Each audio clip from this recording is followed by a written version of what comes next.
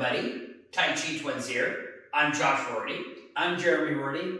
In our last few videos, we've been talking about some basic push hands concepts. Now we want to get a little bit more advanced and start talking about setups and counters and some concepts that you can use to help you win at your push hands.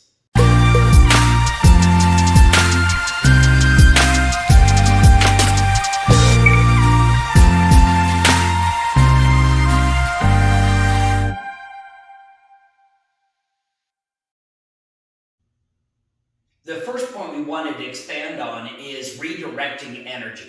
We talked about some of this in our previous videos.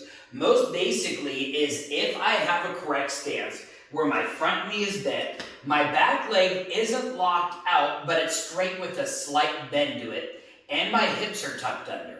If he pushes into my arms right now, his energy is going forward, but because of the shape of my body, his energy is going into my arms, into my spine, and traveling down into my foot. So he's not actually pushing me backwards like he's thinking, he's pushing me down into the ground. Now I can expand that a little further. If he's really strong and he gets a good push, I can sink my energy more.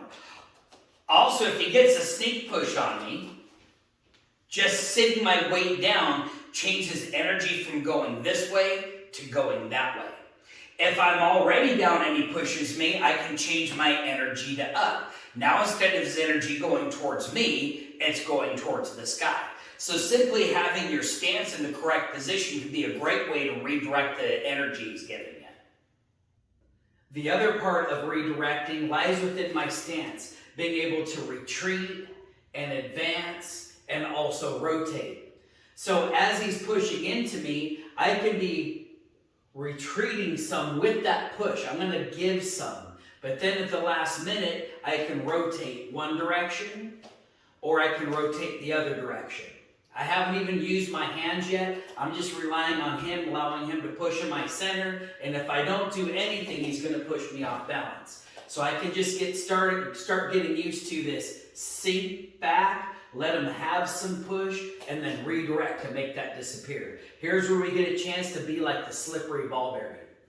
A good exercise we can use to practice this is just like what we were doing before. He's going to put his hand on my chest. He's going to just give me a little bit of pressure. He's not necessarily trying to push me over right now, but he's giving me this energy of this push. And then what I'm doing is just trying to move my center around. Moving into him to help push or back to retreat, and then just rotating my body. Just getting used to how does that feel as he's pushing and I'm moving. The last point of redirection I want to talk about is going to be your arms. Now obviously if he can get his hand on your chest to push, that's a bad situation. It's tough. I'm going to have to get his hand off of me so I can counter him. But if we're in this position here where we're doing our push hands and he's trying to push towards my center, before he gets to my chest, I can just push that energy down and away. He pushes into my chest, I've got a free hand, just like a karate block, I can just push it off center. Now he's not pushing at me, he's pushing towards the air. If his energy is higher, like he's pushing towards the top of my chest, I can push his hand up high. But if he's pushing towards my stomach and I push his hand up high, I end up pushing his hand in my face. If his hand is down low, I can push his hand down low. But you'll notice in all of these, my main goal is to get the hand to move out to the side. And I'm not trying to lock his hand up and trying to keep him from pushing. I'm not trying to fight strength for strength. I'm just trying to send his strength in a different direction. And we'll talk about counters. If he's pushing really hard and I can redirect, I then have a counter where I can pull instead of push. If you practice redirecting enough and you're really good at it, you could win a push hands just like that. Let him push, you redirect, eventually they push with too much power and they off balance themselves. But at this last concept that he started talking about was redirecting and changing his push to a pull. So for example, we make our contact, back of the hand, and this was this very first exercise that we're going over, this circle. I push into him, he pushes into me. Now here's where I can get this push, and I can maybe give a little bit of resistance, make him push harder, then I redirect, and right at the end, I give a little pull. I add to his energy. So that means that I'm using less of my own energy. He's using more of his energy. He gets tired first. And that's part of the advantage of being able to move your balance back while they're pushing you, hopefully making them overextend, giving you an easy pull.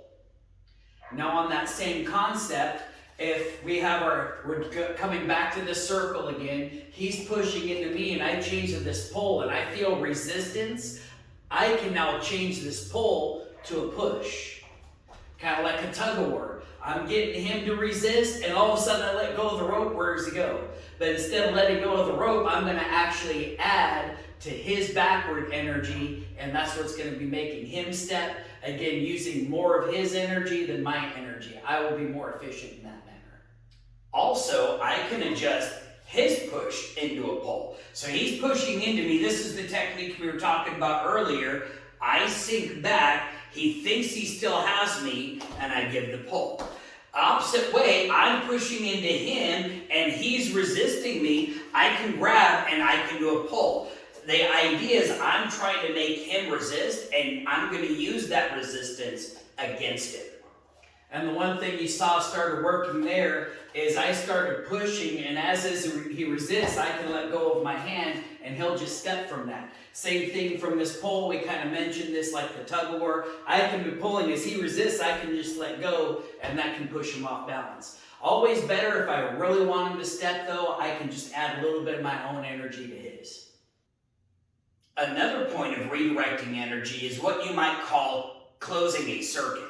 So in this case, if he's pushing on me, his energy is going back into me. But there's a trick where if he's pushing on me, I can grab a hold of his elbow and I pull his hand into my chest. So now as he's pushing into me, he's actually pushing into himself. And I'm using very little energy to control that. From that position, this is going to give me a bit of time to be able to push an arm off this way or be able to turn my shoulders and pull the opposite direction. So you're not going to stay in that closed circuit position for very long. You're going to use it to buy yourself some time to come up with a strategy to get a push or a pull.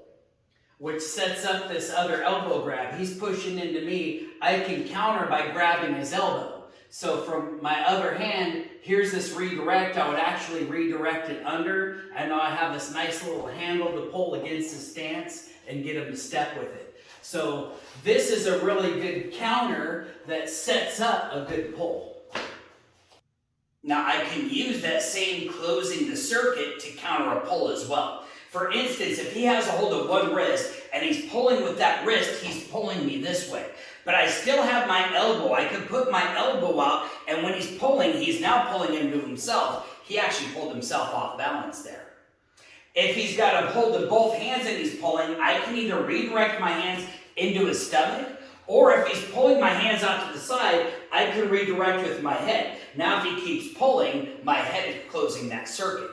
I just have to be careful that I don't stay there for very long. I'm going to need to change my position and get another pull in. Just like any sparring match, combos are super important.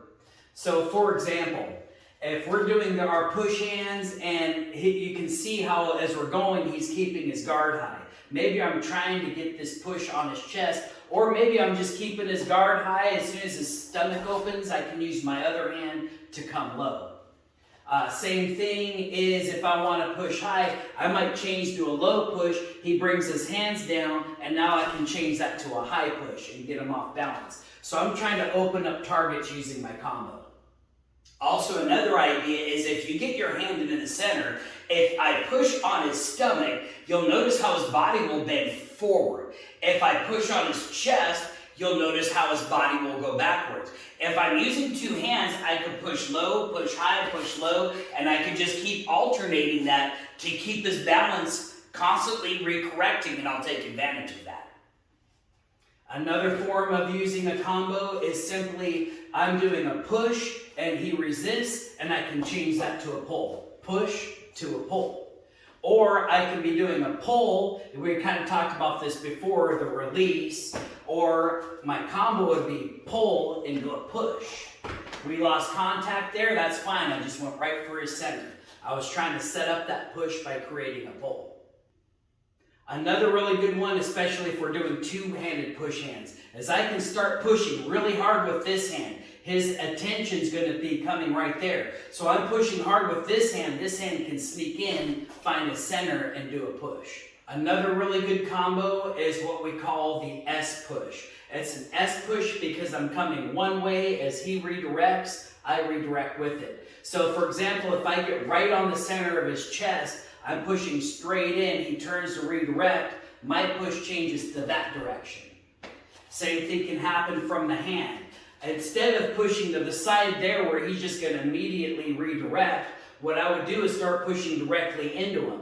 Now pushing directly into him, we talked about this before, isn't going to do a whole lot. I'm pushing right into his back leg. However, what I'm getting him to do is accept this push and redirect it. As soon as he gets to that position, I change to that S curve, which is going to push him off balance. It even works if I redirect the opposite way. If I sit this way, he's just looking for my center and he's pushing against my center to get me to move.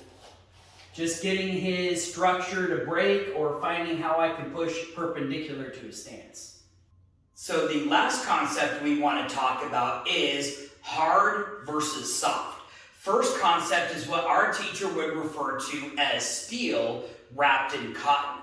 This would be something to the point where I'm just really soft and I'm really relaxed. And he might give me a little bit of energy and then all of a sudden I become steel and I send a bunch of energy towards him. The opposite of that would be cotton wrapped in steel. He's pushing on me and I'm giving him a lot of resistance. I want him to get more resistance and then at the last second I turn soft and I pull. So a lot of it is kind of utilizing his psychology. I might even open up a target and let him get to the target. And I might pretend like I'm resisting and at the last minute I swing him like a baseball bat. So that's a lot of being able to just use your energy and combine it with his energy and use his energy against him. As with any skill, it takes practice and proper training to get good at it. So make sure you look for a good school in your area. If you're in Southern Oregon, contact us for our locations and times. Thanks for watching our video. If you enjoyed it, like it and make sure to share that with a friend. Click the subscribe button and then hit that notification bell so you can catch our next exciting video.